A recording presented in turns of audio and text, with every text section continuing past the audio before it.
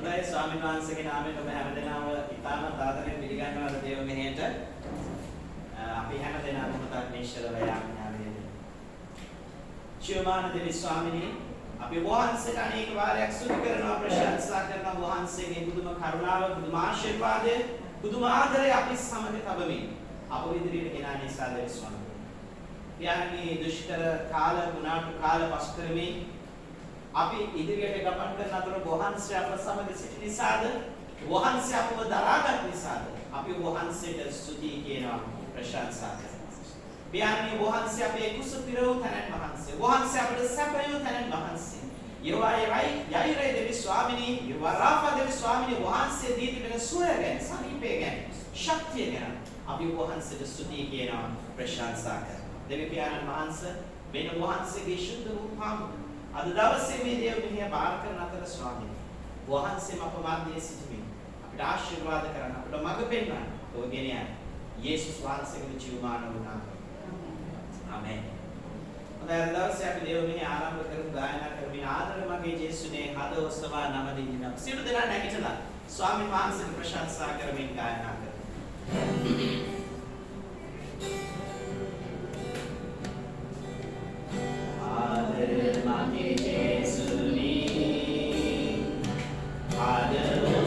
Yeah.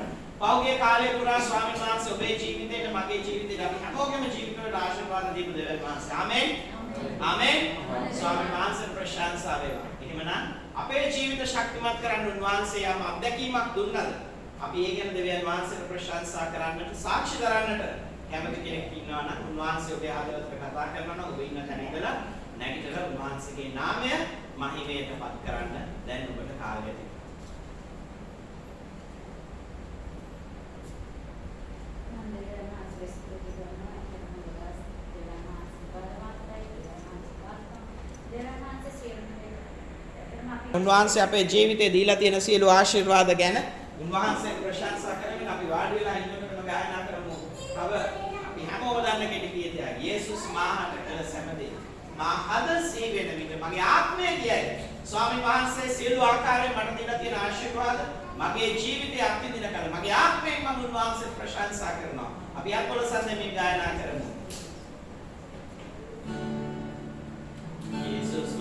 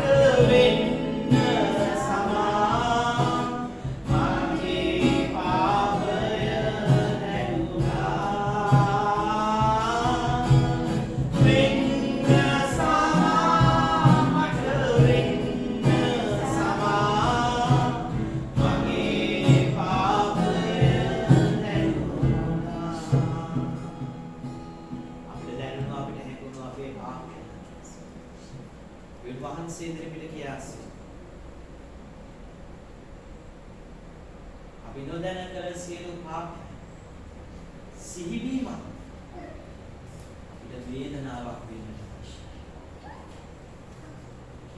අඳුන් වහන්සේ කස පහර වින්දේ අප වෙනුවෙන්.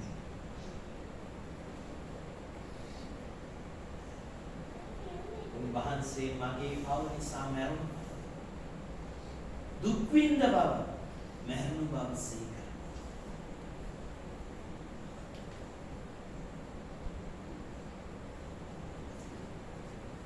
උන්වහන්සේ තැන්පත් කරනු ලැබූ බව සිහි කරනවා. පාපය සදාකාලික මරණය අපිට අත්කර දෙන්නට තිබියදී උන්වහන්සේ මරණය පරාජය කළ දැන් ජීවමානව සිටින නිසා වහන්සේට කියන ස්වාමී වහන්සේගේ ලීවරින් මගේ ආත්මය සෝදා පවිත්‍ර ලක්ෂාවෙන් රතු ඇති අපගේ පාපයන් නිමෙන් සුදු වෙන පිණිස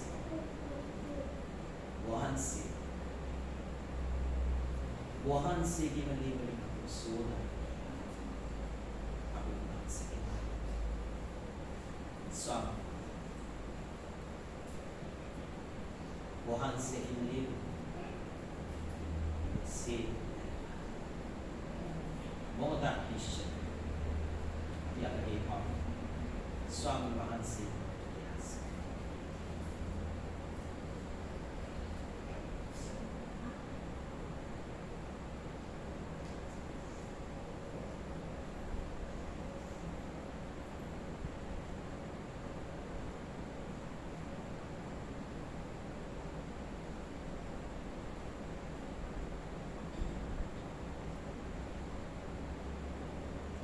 ජීවමාන දෙවි ස්වාමී අපි දැන නොදැන කළ සියලු වරදට කමාව වහන්සේ අපට දෙන නිසා නැවත පව් නොකරන්නයි වහන්සේලා ඒ පව්කාර වූ සියයට කිව් ලෙස පව්කාර වූ අපිටත් කියනවා ස්වාමී නැවත පාපේ නොඇතිව වහන්සේ තුල රැඳෙන්න ශක්තිමත් කරන්න ස්වාමී යේසුස් වහන්සේ Amen. අපි ගායනා කරමු දෙවිඳුන්ගේ බලවත් ක්‍රියා හැමදාම මා දකිනවා. දෙවිඳුන්ගේ පුදුම ක්‍රියා හැමදාම මා දකිනවා. මේ ගීතිකාව ගායනා කරපු සියලු දෙනා නැගිට සිටමින් ඒ අතරතුර අපගේ පූජාවන් ස්වාමීන් වහන්සේගේ පාමුල පූජා කරන්නට අපි සූදානම් වෙමු. දෙවිඳුන්ගේ බලවත් ක්‍රියා. ගීතිකාව උත්තර නම් දෙවිඳුන්ගේ බලවත් ක්‍රියා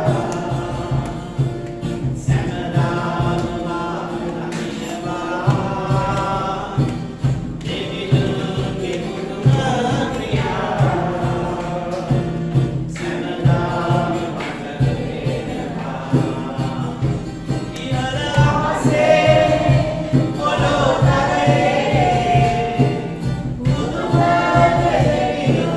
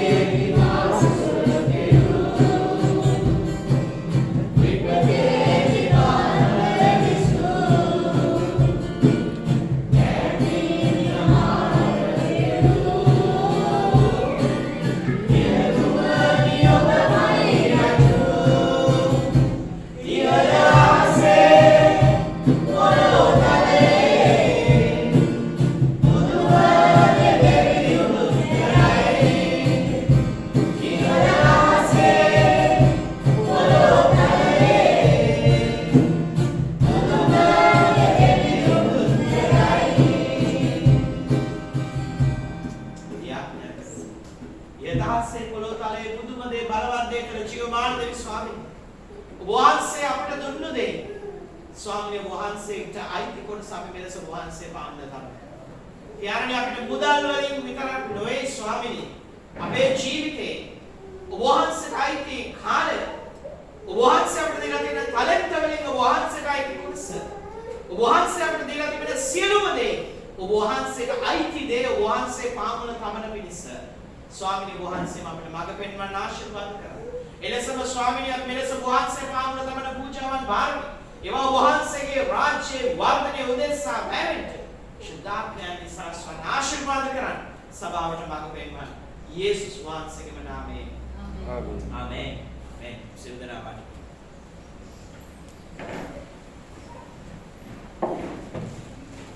ස්වාමීන් වහන්සේට ස්තුතිවන්ත වෙනවා. සෑහෙන කාලයකට පස්සේ නැවත ඔබත් එක්ක ස්වාමීන් වහන්සේගේ වචන බෙදා ගන්නට ලැබීම ගැන. හොඳයි. දැන් අපි ඉන්නේ මොන මාසෙද? හා? දෙසැම්බර් මාසෙ, right? ඉතින් නැත්තම් අපි මොකක්ද කියන්නේ සාමාන්‍යයෙන්? මේ දෙසැම්බර් මාසයේ හඳුන්වන විශේෂණය මොකක්ද? නත්තල් මාසෙ. නත්තල් මාසෙ. ඒක ලබන මාසෙ මොකක්ද? හා? ලබන මාසේ ජනවාරි මාසේ යනවා. අම්මේ ඊයේ පෙරේදා මට ලස්සන කතාවක් කිව්වා මේ. මං ඇහුවා මේ මාසේ මොකක්ද කියලා ඇහුවා මේ දැන් දෙසැම්බර් මාසේ නත්තල් මාසේ යන ඊට ලබන මාසේ මොකක්ද? ඒක නට්ටම් මාසේ. මං ඇහුවා ඒ කියලා. ඒතකොට කියනවා නෑ ඉතින් නත්තල් කාලා හෝ ඔක්කොම ඉවරනාට පස්සේ ජනවාරි කියන්නේ අපි නට්ටම් වෙලා ඉන්න මාසේ පාලුනාසේ. සමහර විට අපි කායයට මෙන්න මේ අත්දැකීම අපේ ජීවිතේ ලැබිලා තියෙනවා ඇති. මොකද මට මතකයි අපි රැකියාවන් කරන කාලේ යන දෙසැම්බර් මාසේ කියන්නේ උඩටම සමරලා අතේ තියෙන ඔක්කොම වියදම් කරලා හැබැයි ජනවාරි මාසේ වෙනකොට කාගෙන් හරි ඉල්ල ගන්න තැනට නට්ටම් වෙන මාසයක් වඩ පත් වෙලා තිබුණා. දෙවියන් වහන්සේට ප්‍රශංසා වේවා. දැන් ස්වාමීන් වහන්සේ ඒ தත්යෙන් අපිව ගෙනල්ලා තියෙනවා ඉස්සරහට. නමුත් අද ලෝකයේ දිහා බැලුවම බොහෝ විට සභාවන් දිහා බැලුවත් අද තාමත් මේ තත්ත්වයේ ඉන්න අය ගොඩාක් ඉන්නවා. මට මතකයි පහුගිය අවුරුදු දෙකකට ඉස්සෙල්ලා මම පදිංචියට ඇවිල්ලා හිටියා සීදුවට. නමුත් මම සේවය කරේ මොරටුවේ. ඉතින් මම ඉහේ දේවමේ නත්තල් දේවමේ ඔක්කොම ඉවර කරලා ලා සුපර් මාකට් එකක් තියෙනවා පල්ලිය කිට්ටුව. මම ඒකට ගියා මේ දවල් 11ට විතර අවශ්‍ය කරන කලමනා කීපයක් ගන්න. ඉතින් එතෙන්ට යනකොට ගොඩාක් මේ පොලිමක් තිබුණා ටිකක් දිගට. මේ පොලිමේ ඉන්න ඔක්කොම අය මාව දැකපු ගමන් ටිකක් කලබුණා ගොඩක් අය. මොකද අපේ සභාවේ කපඩාකාරයෝ නායකයෝ මූලිකයෝ ගොඩක් අය ලාප් එකේ තියෙන බාරකේ පොලිමේ තමයි. ඉතින් මේ වගේ තත්ත්වයක් තමයි අද අපිට නත්තලේදී එහෙම නැත්නම් මේ ස්වාමින් වහන්සේගේ මෙලොව පැමිණීම ගැන අපි සිහි කරන මාසයේ අපිට දකින්න. නමුත් ප්‍රේමවන්තයනි අද දවසේ ස්වාමින් වහන්සේ අපිට කතා කරන්නේ මේ තත්වයෙන් අපේ ජීවිත නිදහස් කරගෙන මේ ලෝකයේ තිබෙන කාරණාවලට වඩා වෙනස් ආකාරයකින් අපේ ජීවිතයේ ස්වාමීන් වහන්සේ පිළිගන්න. සභා දින දර්ශනය නම් මේ කාලය හඳුන්වන්නේ ආගමන කාලය. අපි මේ වැදගත් වූ සිද්ධාන්තය අමතක කරලා අපි ආදේශකයක් හදාගෙන ඒ ආදේශකය අද ඉස්සරහට ගෙනල්ලා තියෙනවා. දැන් ඊයේ දවසේ මට අවස්ථාව ලැබුණා මම අවුරුදු 5ක් 6ක් තිස්සේ එක දිගට මේ දුරවාහිනියේ ළමා වැඩසටහනක් තියෙනවා පාට කියලා සෙන්සුරාදා හවස 5ට. එහි නත්තල් වැඩසටහන මෙහෙවන.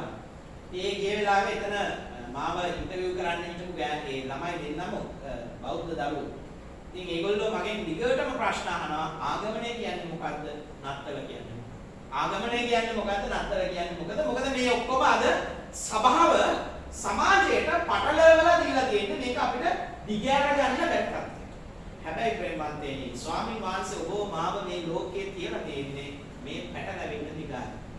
අද දවසේ අපි ස්වාමීන් වහන්සේගේ වචන වෙතට යනකොට ස්වාමීන් වහන්සේගේ සුභාරංචි සුදු ලූක් තුමාට අනුව ලියවුණා වූ සුභාරංචි 21 වෙනි පරිච්ඡේදයේ 34 වෙනි පදයේ ඉඳලා ඉදිරියට ගියොත් ඒ දවස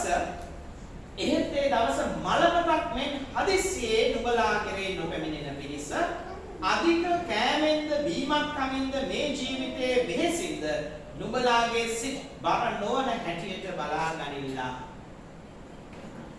මේ ආගමනේ අපි බලාපොරොත්තු වන දෙවියන් වහන්සේගේ යේසුස් වහන්සේගේ දෙවන කැඳවීම පැමිණීම උදෙසා යාඥා කරන ජනතාවක් හැටියට. මම කියපු වචනේ මොන හරි අවුලක් තියෙනවද නැහැ?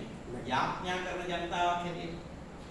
අපි හැමෝම හරි කැමති යාඥා කරන්නේ. යාඥා කරන්න අකමැති ඉන්නවනම් පොඩ්ඩක් අත උස්සලා පෙන්නන්න. යාඥා කරන්න කැමතිනේ අපි හැමෝම. ඒකනේ අපි උදේට රැට අවම වශයෙන් දවසට දෙසරයක් මොකක් හරි අපි කරන යාඥාවක් තියෙනවා. මොකද්ද? අවම වශයෙන් දෙපාරක් කරනවා. මොකද්ද?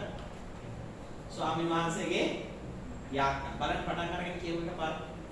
ස්වර්ගයේ වැඩසිටින